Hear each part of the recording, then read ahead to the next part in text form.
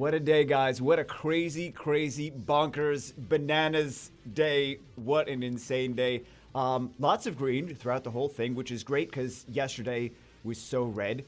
But you can't freak out for the red days, right? You can't freak out for the red days because you can't be emotional about your investments. Things go up, things go down. If you freak out when it's red and you sell, you lose money. That's not why you're in trading stocks. That's not why you're in investing. You're not in it to lose money.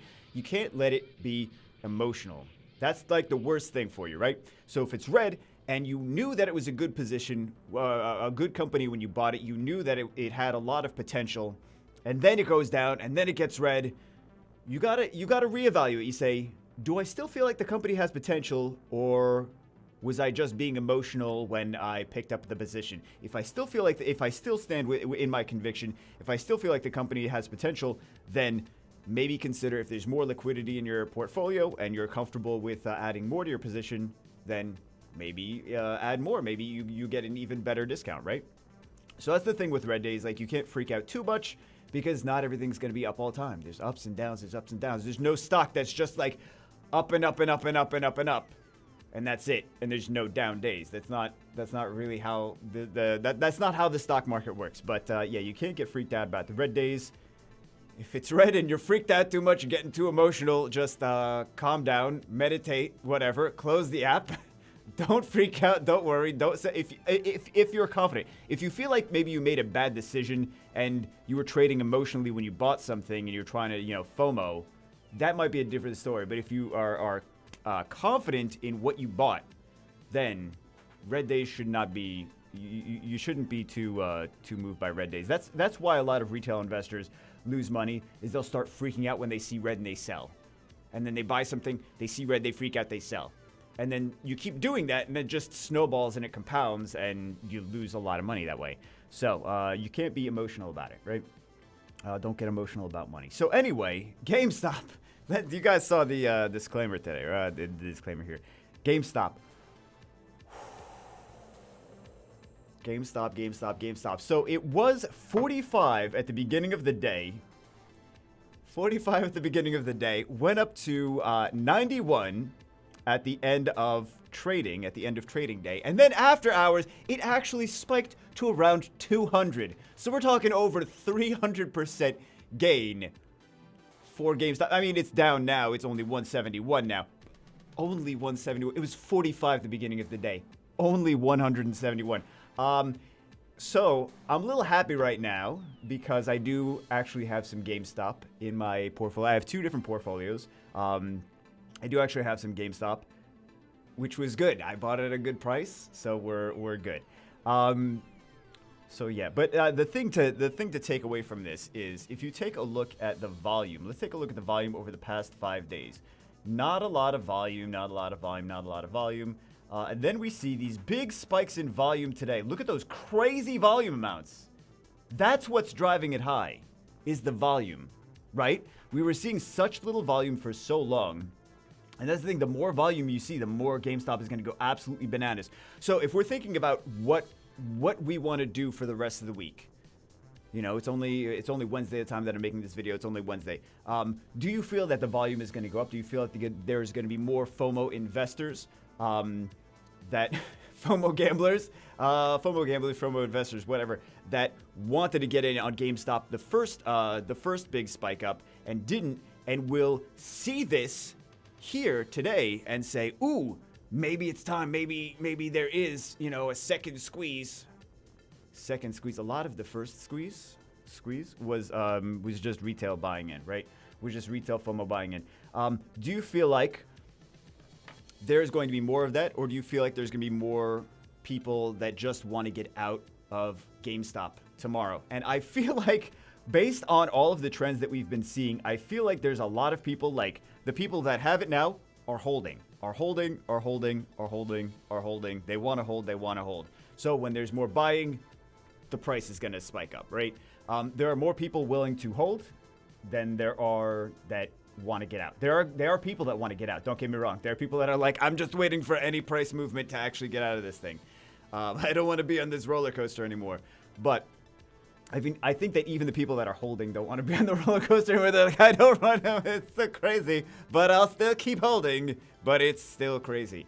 So yeah, that is the volume. So we got to think about like for the rest of the week and going forward, are there going to be more people that want to that feel that they missed out on the first time, right? The first time there was like just the general public, like I want to get in on this trend, and that's really what even during the hearing, even Melvin Capital, Gabe from Melvin Capital mentioned. He was like, he said that it was that first spike was just based on retail buying in. It wasn't really the shorts covering. And then I was thinking about it. I was like, wait a second, it wasn't the shorts covering. It was retail buying in. Okay, thank you. You told me more than you realized you did right there. So yeah, just this crazy numbers. I'm getting so long-winded, the battery died in this DSLR. So here's the basic thing to take away from this is when you think about like, will it continue to go up? Will it shoot back down? If you feel that the diamond hands, the people that are holding, the people that have been sticking with it, stay with it, and the people that are buying in from FOMO, from missing out on the first spike, and also maybe the people that lost money the first time and they want to buy back in and make money that they lost back. It's like the whole gambling thing. Like, oh, I lost money the first time. Let me double down this time, right? If you feel like that is going to be stronger than the paper hands and the people, I say paper hands, it's really not even paper hands at this point because there's already been the paper hands, people refer to it, already sold. The people that just want to get out, they're tired of the roller coaster up and down and up and down. They feel like this is as high as it's going to go. Do you feel like they are going to sell and get out? Who do you feel is going to have a stronger presence tomorrow and Friday? If you feel like the people holding and buying are going to be a stronger presence than the people selling, then the stock will go up, right?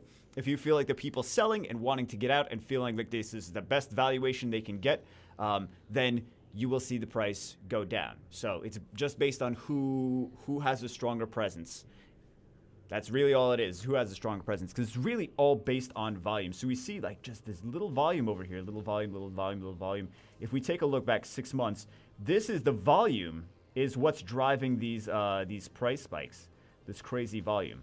So again, going up to today, the volume. Do you feel like there's going to be a lot of volume tomorrow?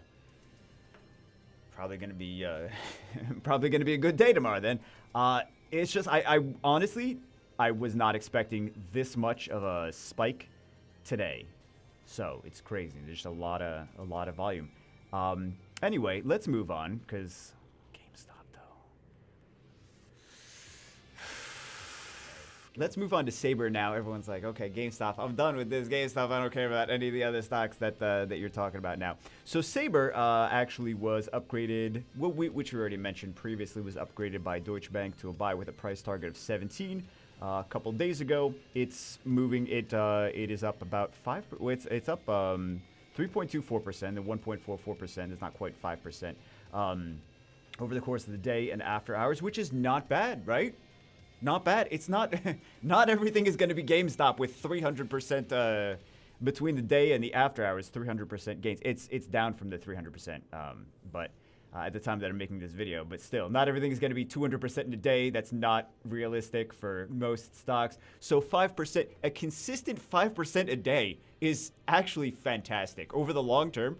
I'm not saying Sabre is going to be 5% a day consistent over the long term. I'm just saying like.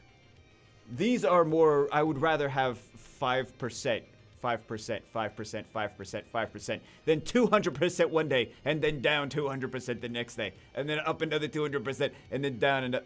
Wait a second. Well, actually, depending on, this would be this is more of a just buy and hold, but you could definitely make off the volatility of the up and down 200% over and over and over again. It's just two different ways of playing, right? Just two different ways of investing. This one's buy and hold, and don't have days where your anxiety makes you want to jump off the roof. So that's the Sabre play. And then the GameStop is the try to manage your anxiety as much as possible by trying to manage the crazy swings of that stock. It's not for everyone, but some investment styles are suited better to different people. So invest the way that is best for you, the way that you feel that you understand the most, right?